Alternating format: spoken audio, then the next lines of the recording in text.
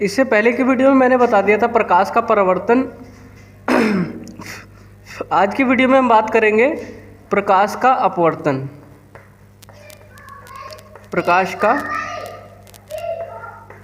अपवर्तन। अब ये प्रकाश का अपवर्तन होता क्या है? प्रकाश का अपवर्तन होता है, इस तरीके से बना दे रहा हूँ, ठीक है। ये समझ लो, ये कोई माध्यम हो गया,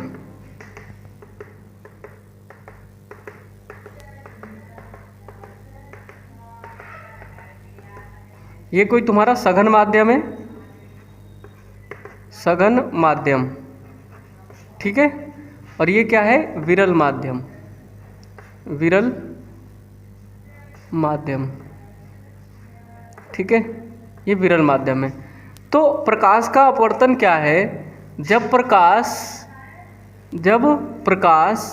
विरल से सघन में जाती है, जब प्रकाश विरल से सघन में जाती है तो अपने मार्ग, देखो इसका मार्ग तो ये है, लेकिन अपने मार्ग से क्या हो जाती है? विचलित हो जाती है। अपने मार्ग से क्या हो जाती है? विचलित हो जाती है। उसे कहते हैं प्रकाश का अपवर्तन। अब यहाँ देखो, प्रकाश क्या हो गया? अपने मार्ग से विचलित हो गई, क्योंकि इसका मार्ग क्या था? इसका मार्ग तो ये था ना, लेकिन अपने मार्ग से क्या हो गई? विचलित हो गई। तो इसे हम कह देते हैं प्रकाश का अपवर्तन। यानी कि प्रकाश का अपवर्तन समझ में आ गया होगा कि जब प्रकाश विरल माध्यम से चलकर सघन माध्यम में जाती है, विरल माध्यम से चलकर सघन माध्यम में जाती है, तो उसका जो रास्ता है वो क्या हो जाती है? विचलित हो जाती है। इसका मतलब ये है कि विरल से सघन में गई तो अपने मार्ग से ही क्या हो गई? विचलित हो गई। जब अपने मार्ग से विचलित हो गई तो उसको हम कह देते हैं प्रकाश का अपवर्तन, ठीक है। तो प्रकाश का अपवर्तन समझ में आ गया होगा कि क्या होता है कि जब प्रकाश विरल से सघन में जाती है तो अपने मार्ग से विचलित हो जाती है, ठीक है। उसे प्रकाश का अपवर्तन कहते हैं। इसके भी दो नियम है।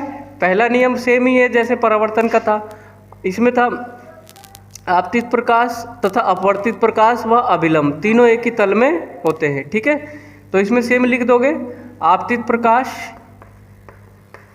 आपतित प्रकाश, अपवर्तित प्रकाश, अपवर्तित, अपवर्तित, अभिलंब, अभिलंब, तीनों एक ही तल में होते हैं, तीनों एक ही तल में होते हैं, एक ही तल में होते हैं, ठीक है।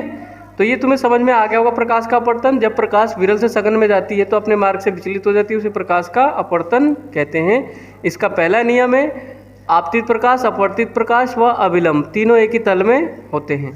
दूसरा नियम ये कहता है कि आपतन कोण आई, आपतन कोण आई अपवर्तन कोण आर के बराबर होता है। ये तुम्हारे पास क्या है?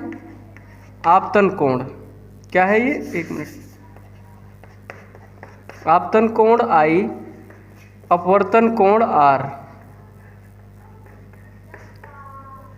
अपवर्तन कोण आर एक दूसरे के क्या होते हैं? बराबर होते हैं। तो देखो, मैथमेटिक्स तो इतना अलाउ देता है कि हम यदि साइन इधर लगा रहे हैं तो साइन इधर भी लगाना पड़ेगा, क्योंकि साइन से साइन क्या हो जाएगा? कैंसिल। अब इसको इसके नीचे ले आओ तो यहाँ कुछ नहीं बचेगा, एक क्या बचेगा? 1 बचेगा। यहाँ क्या बचेगा? 1, क्योंकि ये इसके नीचे आएगा। तो ये हो जाएगा,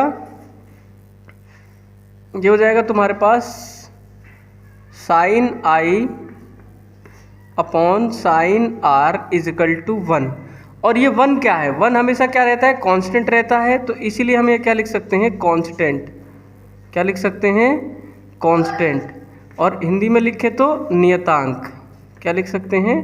नियतांक। यानी कि ये देखो, आपतन कोण आई अपवर्तन कोण आर के क्या होगा? बराबर होगा।